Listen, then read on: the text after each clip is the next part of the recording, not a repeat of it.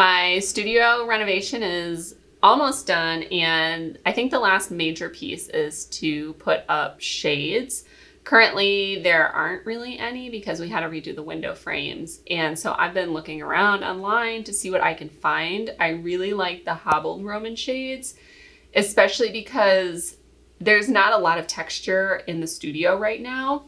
And I am having a problem because, not because of Hank, but she is like, you need help, Mom? I will help you. The shades that I'm finding are either poorly photoshopped, where they're really cheap and you really don't know what you're going to get because the Photoshop isn't even good, or you need to inquire for a custom consultation. And if you have to ask how much it is, it's probably too much. So I think I'm going to have to make them myself because I additionally want to match the dark green that we painted the bottom half of the walls. So I want to match that in with like blues and teals and like maybe a copper or yellow. And so that's going to be really hard to find regardless. And so I think I need to do it myself. I don't really know how to do this. So I am going to start planning this project and see where it goes. If you would like to see more content like this, please subscribe and hit the bell to be notified when my next videos are out.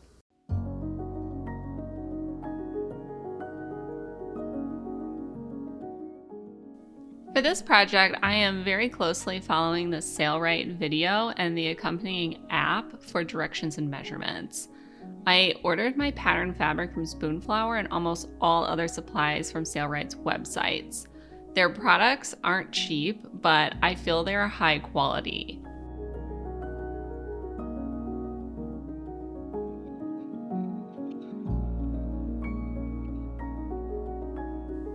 The one thing I couldn't find from Sailrite's website was the lift cord tape, and so I ordered that from Fabric Farms Interiors. Links to everything are going to be below in the description.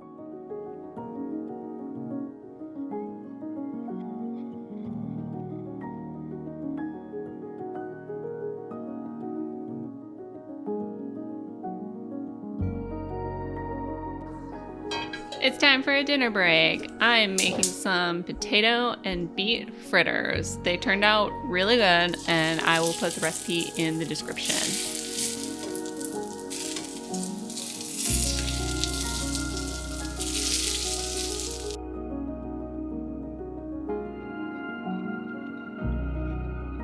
Okay, so I need to confirm that this is actually close to 34.5 inches because this is the final width of the Roman shade.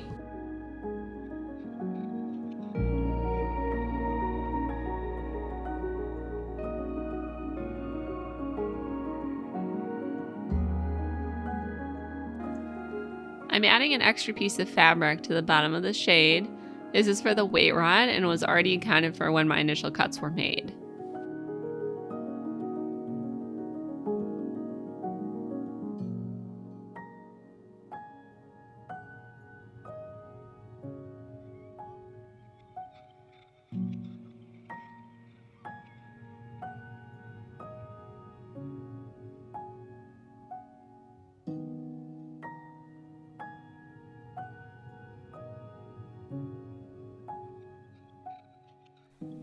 Now I'm marking and will sew the pocket hole for the rod to go in at the end.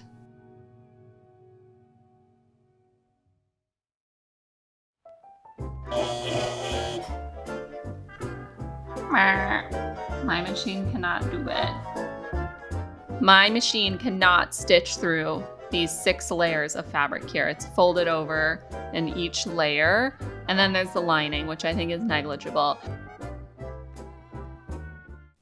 It's been about a week since I checked in last, and I ended up needing to purchase a Viking Opal 670. This machine worked for a bit. I will be doing a review of the machine, and that link will be above when that's done.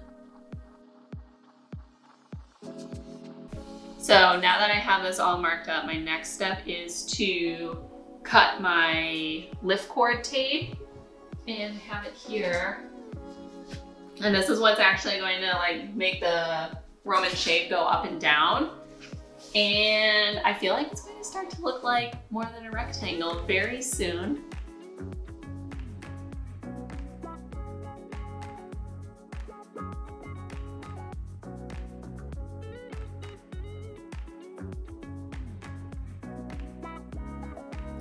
I'm now reinforcing the lift cords by adding a grosgrain ribbon. A lot of weight will be placed on the end, so it's important to add something because the lift cords are fairly light in material.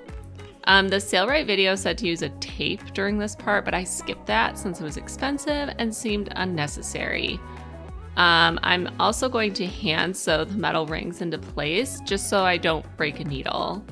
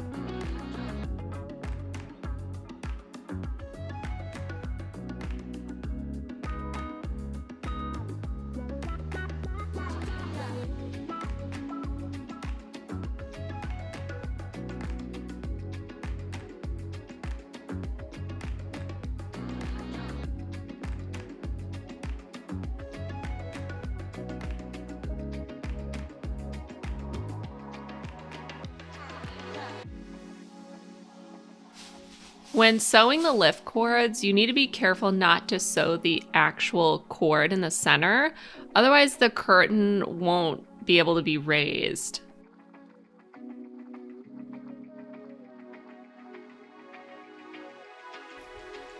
This is starting to look like a hobbled shade. I have the lift cords sewn in, and now I need to make the little casing for the ribs, and this will help it keep its shape. Oops.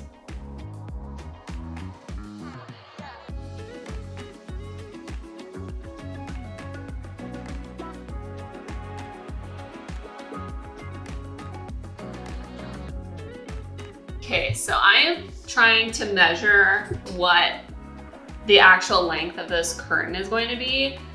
My total window length is 35 inches.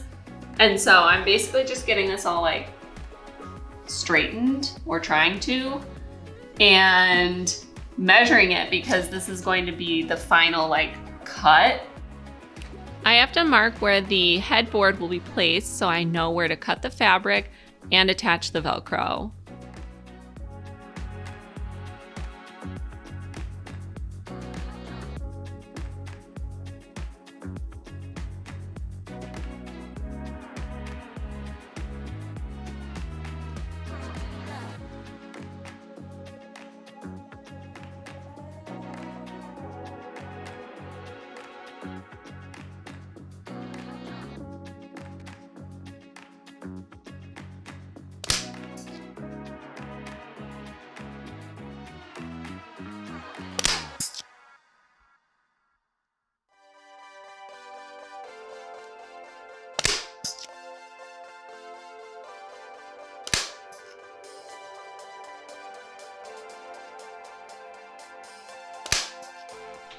I'm now pulling out the cord material from the rest of the lift cord and then making the final cuts.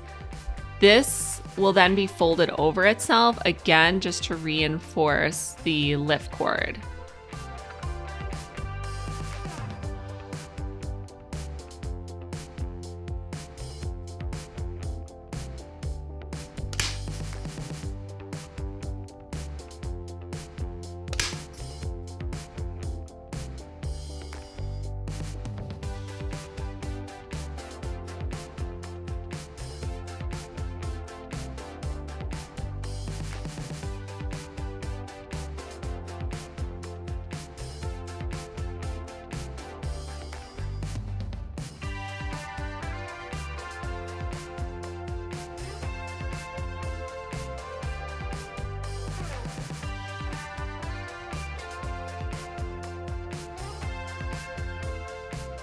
I'm pre-drilling all the holes with an 1/8 inch drill bit to make sure the wood does not split. Do not use this cord lock. I quickly realized the design of this cord lock doesn't allow for the cords to enter from both sides, which is crucial to the design of this shade. The cord lock on the left is the one from Sailrite and is designed to accept cords from either end, unlike the cord lock on the right, which does not and won't work in the design of this shade.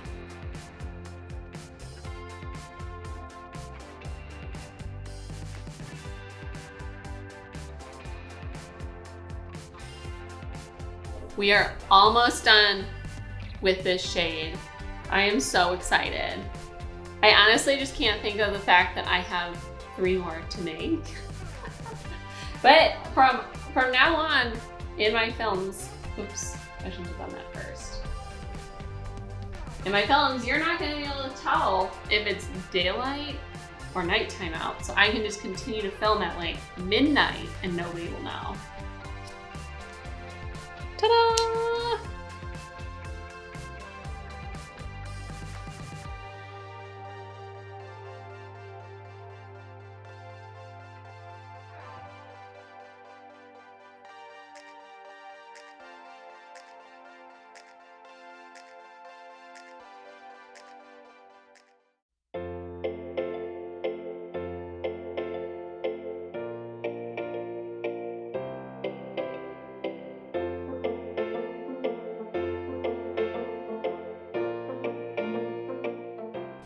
I'm finally done with the curtain. This project was way more intense than I anticipated. And if you're thinking of making your own curtains, Roman shades, or anything, I would highly suggest buying a swatch of your fabric and testing it out on your sewing machine so you can avoid having to upgrade mid-project and negating any of the cost savings that I initially thought I was going to achieve by making the curtains myself. However, I now have a really nice sewing machine and I don't actually recommend this machine, and I will be doing a review in the future.